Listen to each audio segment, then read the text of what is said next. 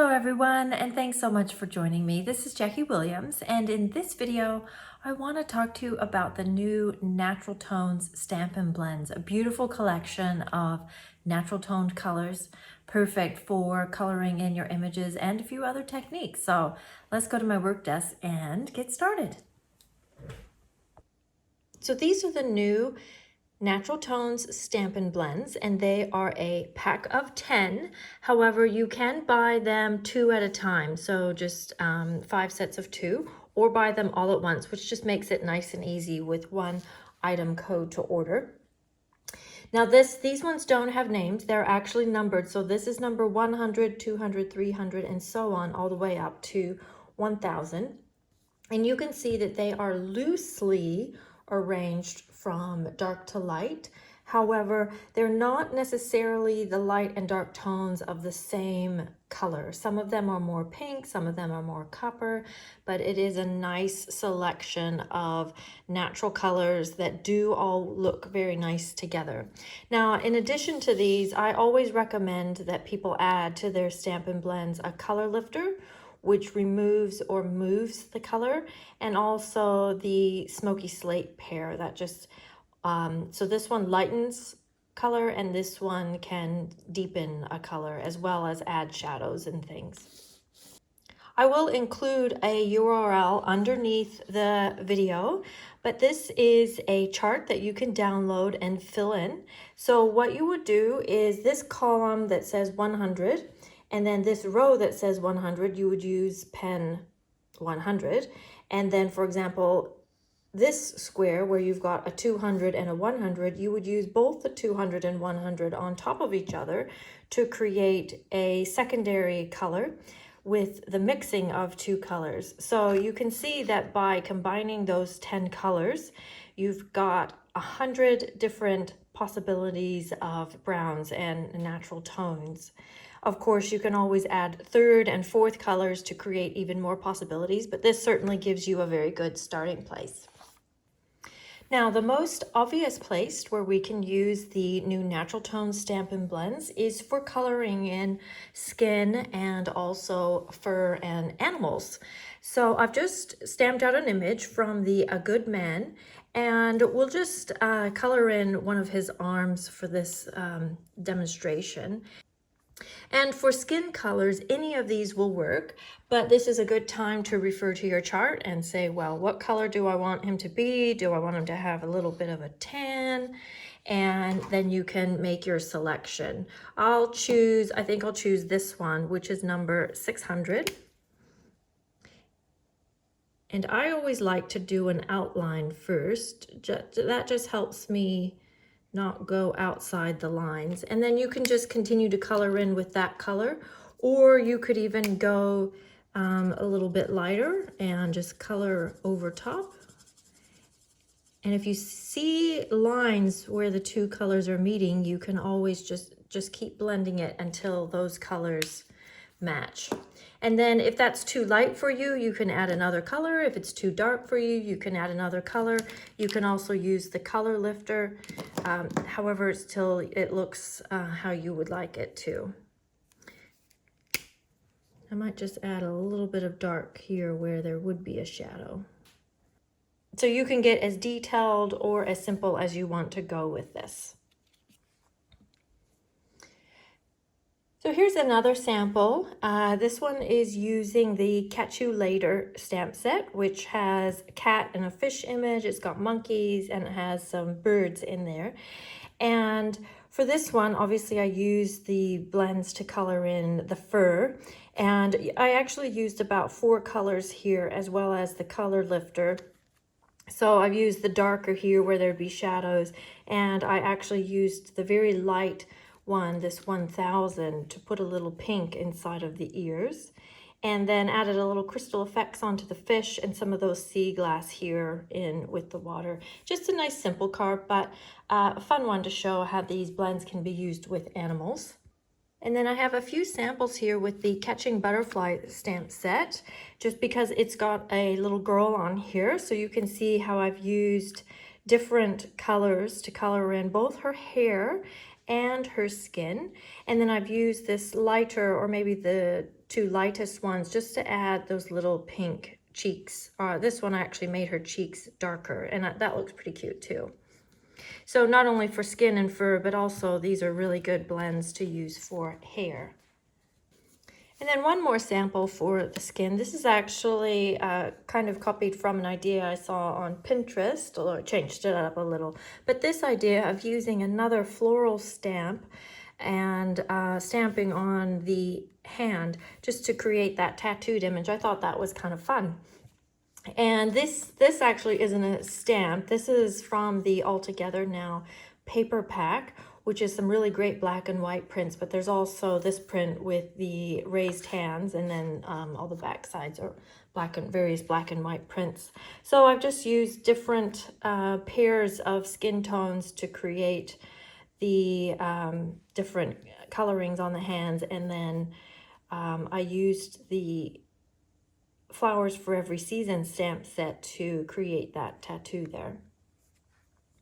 Now, another way that you can use your Natural Tones Stampin' Blends is actually to color up your embellishments. So I've colored in a whole sheet of pearls here, and I just love these. I would totally buy these if they came like this, but now you can just buy a standard pack of pearls or rhinestones or any embellishments, and then color them up yourself, and that way you can color up as many as you need in any particular color, and you will never run out. So these are really great to add to your projects that use these Stampin' Blends, so they will tone in absolutely perfectly. So here's an example of that, and this is using the Beautiful Moment stamp set, obviously one of my favorites.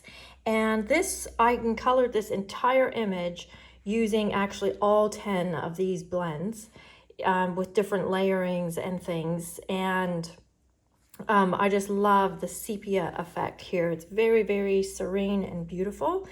And then layered behind with the In Good Taste wood paper, and then just a little bit of that Cinnamon Cider Designer Series paper, because this color, which I believe it's one of these two, is actually very coppery and matches quite well with the Cinnamon Cider. So that's something to know. And I've used those pearls that I colored up on here, as well as colored one of the gold gilded gems, so that's a little bit darker and toned in a little bit better. Now, another way you can use your blends is actually to color in your die cuts. And I did a class where we used these, and people were just a little bit nervous doing it. So I wanted to just share with you some tips about that. So let's start with the trunk, which would naturally be a darker color. So for this particular technique, I'm going to use the brush tip. Normally when I color, I prefer to use the bullet tip. But for this, I'll use the brush tip. But be sure when you're using your blends, or anyone else's for that matter, to use the side. I feel that if you use the side, then that just helps preserve that point, the tip, a bit longer, which is helpful to just have that in case you need to do something very fine. And then I'm just going to take that darker color and just color that in too. So the fun thing about blends, and then I'm going to take the 400, is that it's not like water-based markers where once you put it on, it's on. These blends, they actually continue to move and blend and come together. So you're not going to make a mistake. If you see harsh lines, you just need to add some more layers to it. Like I think I want my trunk a little bit darker, but I don't want it all like one solid color. So I'm just going to add a bit more dark color there. And then just kind of blend those in. Or you could keep the stripes on there if you wanted stripes. But you see how it's just kind of soaking in and the color just kind of keeps moving. Hopefully you can see that on the video. I know that it's not super close. And then this top part, I think I'll do a little bit lighter. So I will start with a pretty light color. And also by doing this, I just wanted to show you how some of these light ones are actually fairly pink. So they could pass for pinks, maybe with some of your other projects that you're doing. I quite like this color. I don't know what you'd call it really, but I like this color. And then I'll go that little bit darker on the ends. And don't worry that you can see some harsh lines, because I'm going to go back over it all and blend out those lines. You're just going to put color on.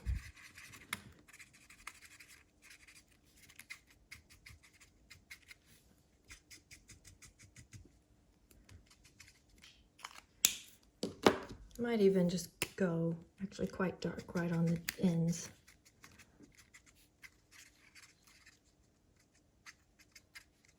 Okay, then move it away from where you've been coloring so you can see a little more clearly what you've been doing. I actually really like this look. I'm gonna take, I think I'll take this one. I'm just kind of guessing here. There's really no right or wrong. And if you go back over it with another blend, it's just gonna get those colors to merge. So don't ever be too nervous about putting these colors on, because you can just keep moving them. I mean, probably if you left it for an hour, you might not be able to move them so easily, but while they're wet and you're working with it, they will. Okay, so I'm quite happy with that. And here is a finished sample. I did show this in another video when I was showcasing the Driving By stamp set. But these dies and the van, to be fair, and the sun are all colored with these blends. So you see how you can get a whole scene just using these 10 colors. And this sun, I started with the dark, like a stripe of the dark, and then went over the dark with the next lightest color, and then a little bit more, and then the next lightest. So each one just built on top of the other and went just a little bit further. So you get that really great gradated sort of look for the sun. And then obviously use lighter colors for the grass, and did the tree just like I just demonstrated. And then here's another sample of coloring your die cuts.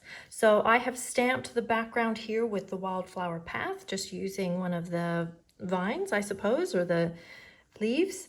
And then just added some flowers from the In the Tropics dies, and just colored each one with 2 blends. So one of them I did these 2, and then one I did these 2, and then these 2, and those 2, and so on. Just so I could get that nice ombre cascading effect. And I see I've lost a pearl, but I did use those pearls that I colored up earlier. I'm just gonna add that right now before I forget. So you could choose to have pearls that match your flower, or were a little bit contrasting to have a little bit more impact. Then the last thing I want to show you is creating an inked background with your blends. So I have put my piece of vellum just in a stamparatus, just so I could hold it down with magnets so that the vellum didn't curl up too much. I also put down a couple pieces of thick cardboard so that I didn't accidentally melt or in any way warp my stamparatus. So I would suggest you do that if you're ever heat embossing on top of your stamparatus. This idea, or I learned this from a very talented demonstrator in the US called BC Wright.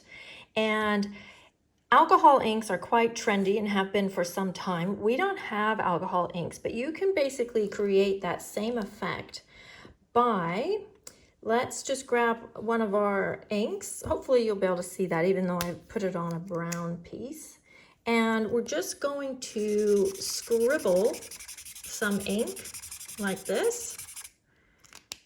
And then grab some 90% alcohol, and we're just going to apply that to our marker area. Basically what we're doing is diluting the marker and creating a puddle of ink. It would be the same sort of thing if you scribbled on here with a water-based marker, because vellum doesn't absorb the ink, it will just be sitting on top, and then you sprayed it with water. You're diluting it and it would start to run and the ink would bleed. We're basically doing exactly that same thing, but alcohol-based markers and covering it with isopropyl alcohol. Now you could just let it sit there and do its thing and dry as it wants to. Or if you want to kind of corral it, you can use your heat tool. And so if you want to kind of keep it in one area. or if you just want it to hurry up and dry. But I did find that you don't want to get close. You want to have it, you know, at least 12, 15 inches away. So it's just kind of getting windy, but not super hot. Okay, so basically what you do is do that several times until you're happy with the result. And this is a good opportunity to use some different colors and create kind of a fun background. So this is what I came up with. And then I used the Soaring Swallows stamp set and embossed some words and a bird with copper embossing powder over the top. So then what we'll do is turn it over, and we are going to use our color lifter, and you'll want a tissue. And basically what I'm going to do is just doing one part of the bird at a time. Now I've turned it over to the back. I should clarify that. This side is the side where I've put the ink. I have embossed my bird and words on the wrong side of the vellum, or the side where I didn't ink it, because now I'm putting the color lifter directly on top of the inked side. So now I'm doing the bird's body. So I'm getting it wet with the color lifter basically, and then just wiping it away. I think actually that's pretty good. So basically what I've done is I've removed the ink from behind the bird, so you get this wonderful reverse coloring effect. So here is a couple of finished samples. I experimented with that. Now these ones are done with gold embossing powder rather than copper. And I just added a little bit of embossed detail along the side. And you can see I tried one in dark and one in the light. And I personally prefer the light one. Which one do you prefer? I think that the words and the birds show up better on the white one, but that reverse effect is a little more effective on the dark color. So maybe somewhere in the middle, or get a piece of, or create a background that's got a nice mix of the lights and some of the darks. So there we go. I hope that you learned some new tips for using your blends, and also some more possibilities other than just skin and animals for your new Natural Tones blends. If you have any questions or comments, please leave them below. And hey, if you learned something here, please share this video. I really appreciate that. And of course, please subscribe for even more tips and technique ideas. I'll see you next time. This is Jackie. Bye-bye.